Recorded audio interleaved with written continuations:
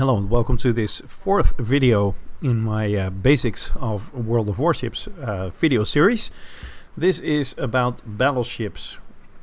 Battleships are probably the most famous ships in that are in this game, and that's also because, you know, a single battleship can really turn around or influence the course of the war, while a single destroyer, well, in some cases it can, but it's a lot more rare that a single destroyer actually does that. I actually didn't just know one story of one single destroyer influencing something in the war, and that was a destroyer that got rammed into the doors of a harbor. When that was well, that's a whole different story.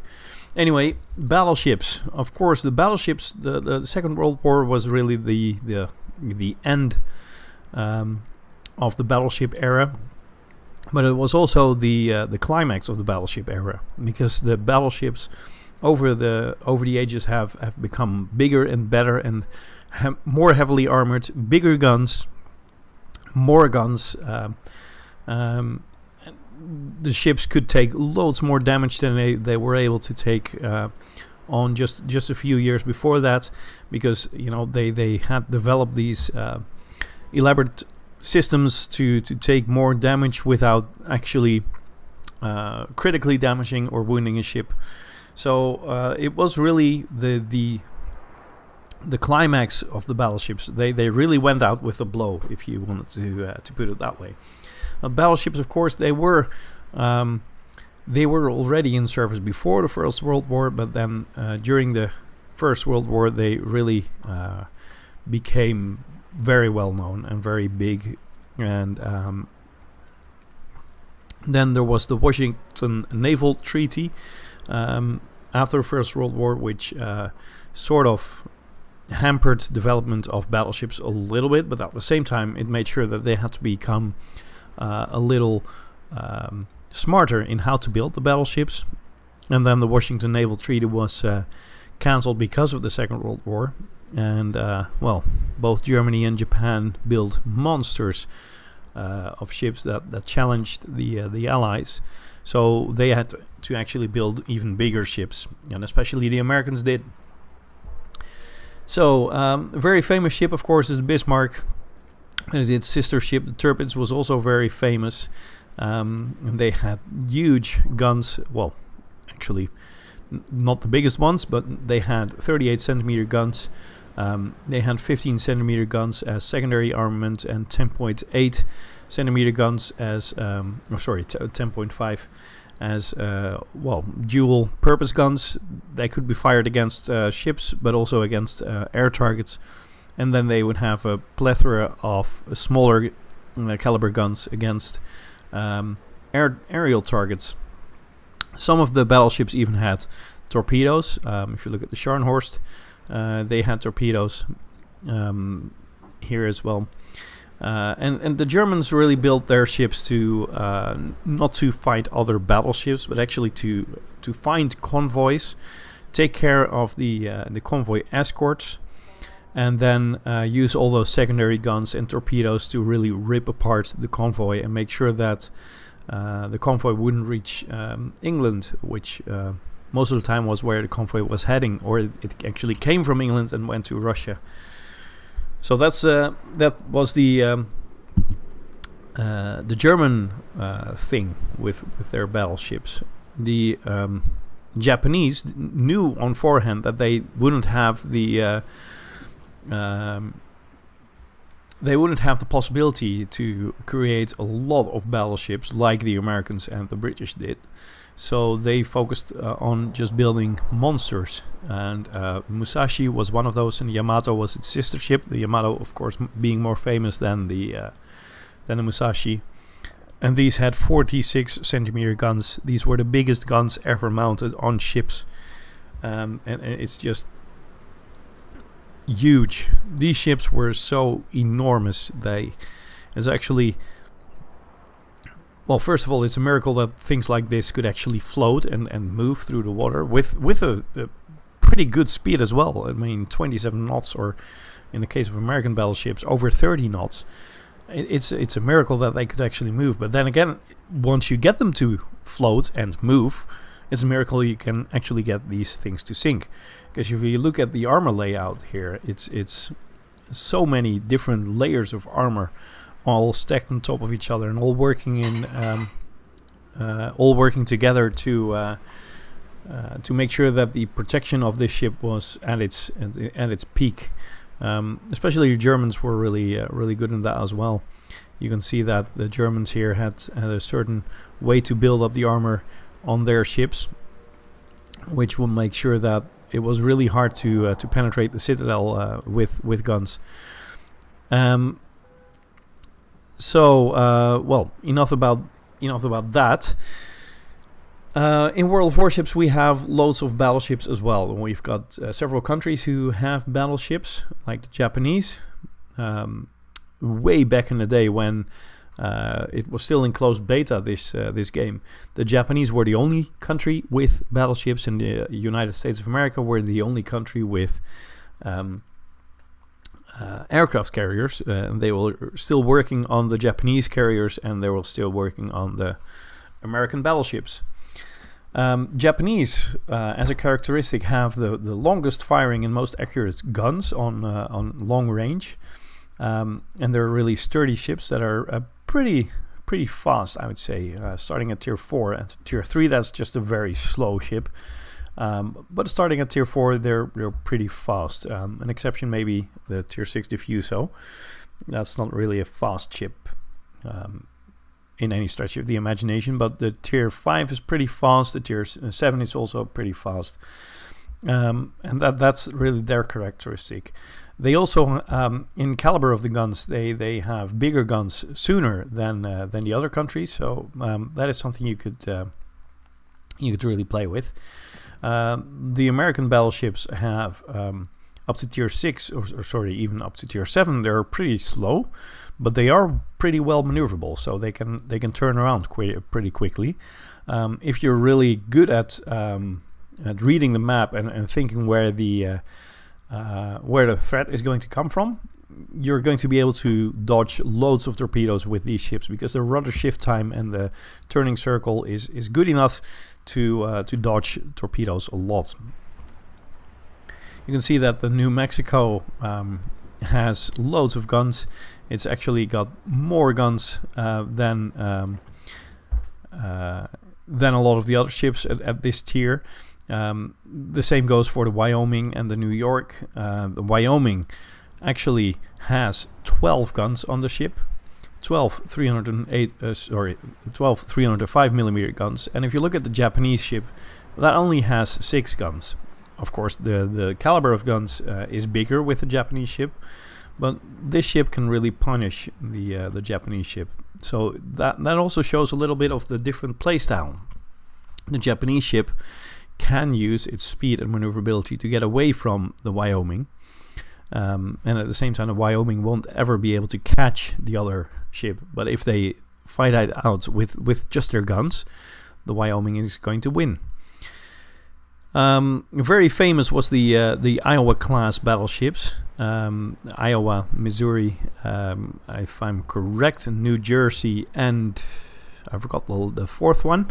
There were 4 of these battleships, and these were really built and were still in use during the Gulf War in the 90s. That was really something. These guns have been in use all around the world. I really love the history of the battleships. That's just it's just amazing. But American battleships starting at tier 8 get really fast.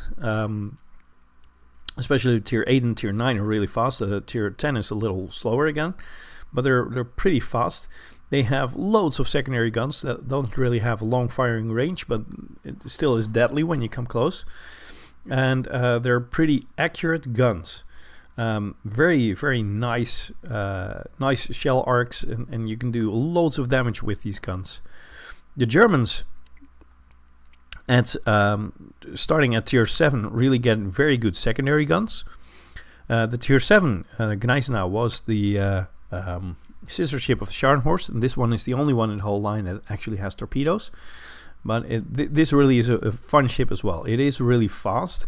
It's got good secondaries, but I found it a bit lacking with its number of main guns. It only has 3 double turrets. That was a little on the slow side, or on the small side.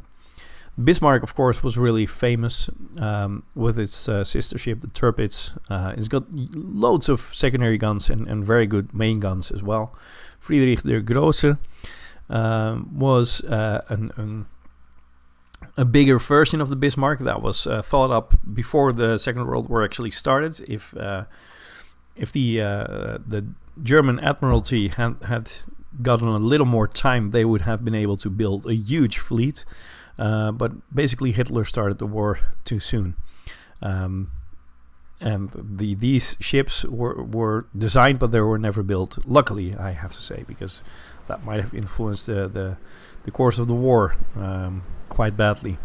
As you can see, that these get even more secondary guns, and if you go up to the tier 10, it gets huge, well, a big number of guns, main guns, but it also gets huge numbers of secondary guns, and that's well, it really is a close range battleship. This, if you get into 11 kilometers, that's about the maximum range of your secondary guns, you can really punish battleships a lot. Then there's the British battleships, and there's a lot of famous names in here. All these from tier 3 to tier 7 were all real, and they have all existed.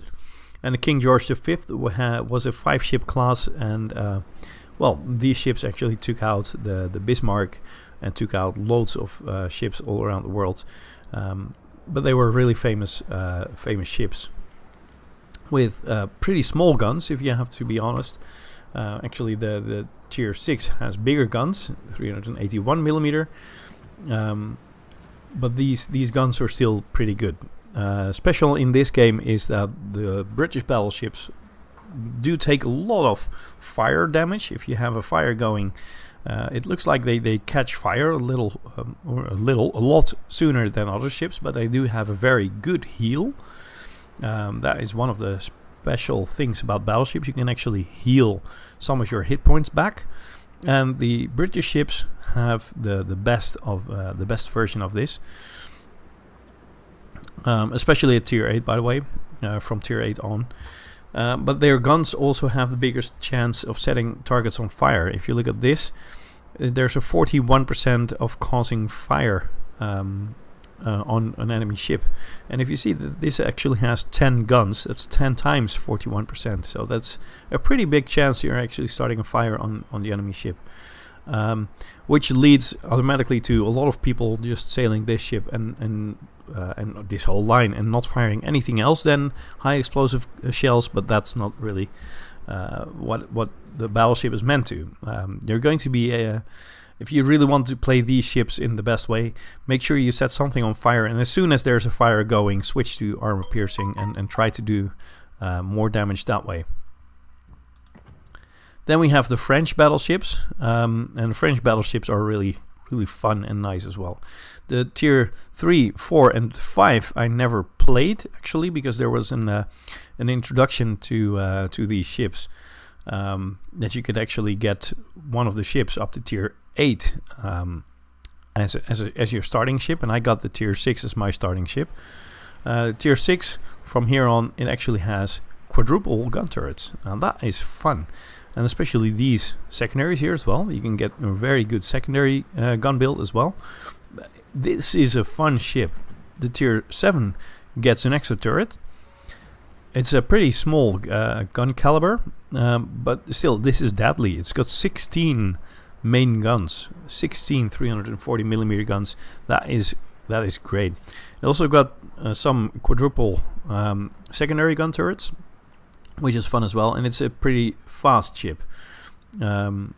So yeah, I like the French battleships. Starting at tier 8, not starting at tier 8. The tier 8 was a real battleship in World War II. There were 2 of these built, the Richelieu and the Jean Bart. And And starting at a very young age, I really thought these ships were great, and I looked at these guns, just 8 guns on the front, and I thought, wow, that is a special ship. So I haven't gotten around to it to unlock this ship yet, but I'm looking forward to it a lot. The French battleships are pretty fast. You can actually move them around the map pretty quickly compared to other countries, and well, you can do lots of very useful stuff in these ships. So that's the French battleships. Overall, battleships are the ships that a lot of the times get used to stay at the back of a map and fire from a very long range and try to be sniper. Well, first of all, the guns are really big caliber, and though some of them are pretty accurate, you're not really a sniper. The further you are from a target, the longer it takes before your shell actually hits the target, which will make sure that the enemy can actually start sailing in a different direction, start speeding up or start slowing down, turn his ship around a bit, and there's loads of opportunities for your shells to miss the target, which is something that happens a lot of the times. Your armor is the best of every ship in your game, so it can take a lot of damage. You are a lot of times the only ship in the game that can heal some of its lost hit points as well. So make sure you actually I'm not saying that you have to go forward in the battle and you have to make sure that you're on the front line every single moment. I mean, it wouldn't be good if your ship was the front ship and every other ship of your team would be behind you. But at the same time, you can lead the charge in ships like this, because you do have the hit points and the armor to take some damage, and you also have the heal if you took a little too much damage, to be able to support your team that way. So a lot of the times these get used to fire from the back, but it's not what they're built for, at least not in this game. But I'll show you that in a co-op battle as well, what this ship can do. I think I'll use this one. I think this is fun.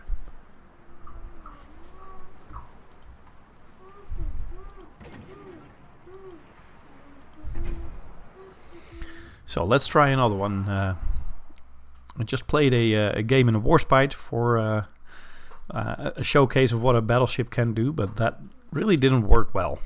I was third from the bottom in experience, only did around 23,000 damage in hit points.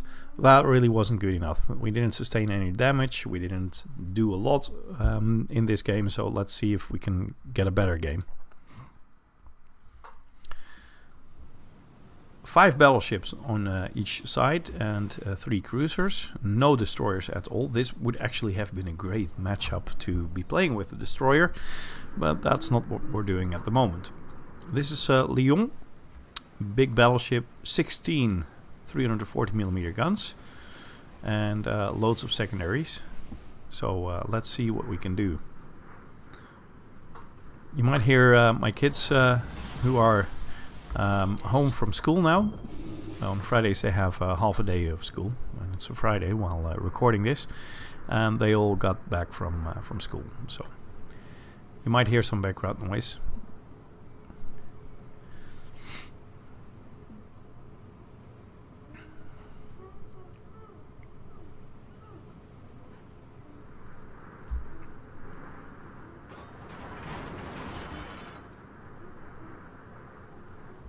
There we go. I'm going to go for A.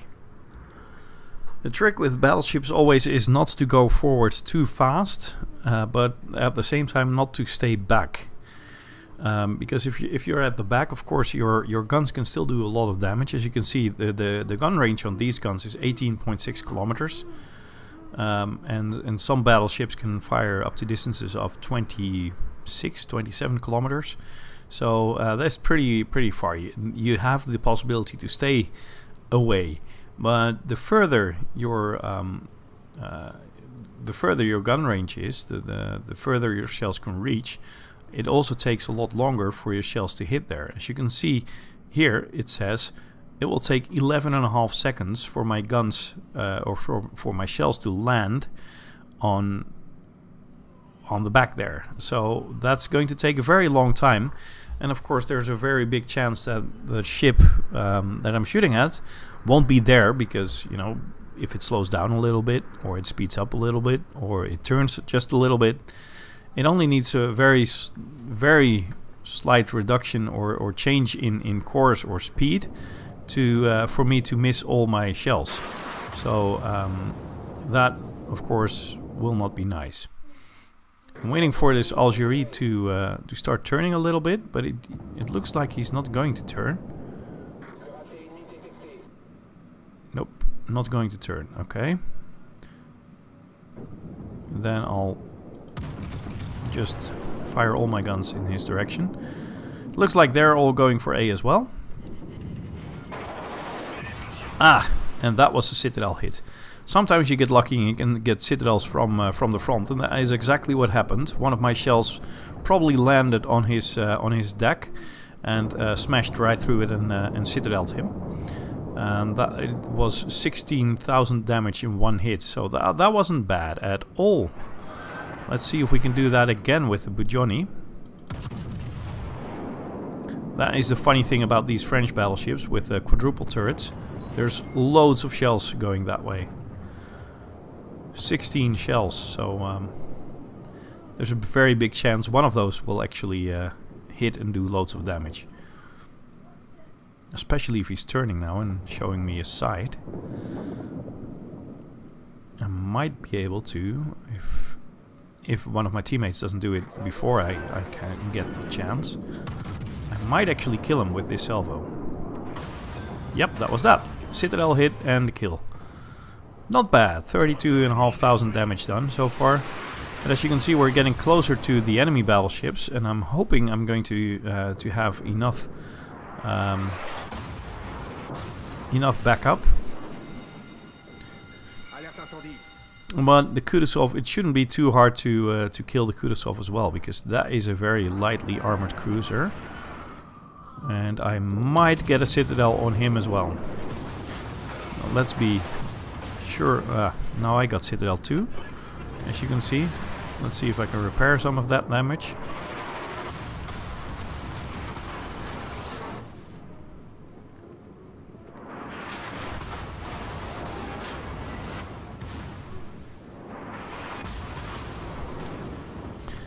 There's 2 fires going, so I'm going to put them out now. I'm actually going forward way too much now. But I am damaging a lot.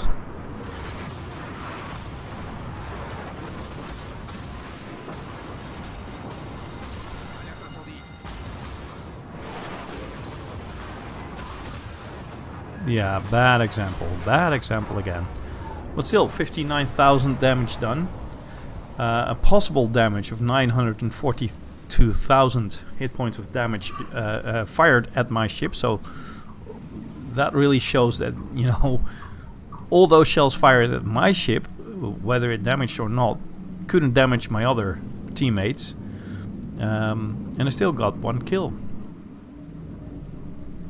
Well, I could have done a lot better, but it does show you what kind of punishment you need to give a battleship like this to sink it. So I think I'm going to keep it at this. So let me know if you liked this video or not. Let me know if there's any comments. I know that this wasn't one of the best battles, but still it does show you what kind of damage you can do. I mean, 2 Citadel hits, that accounts for 32,000 hit points of damage.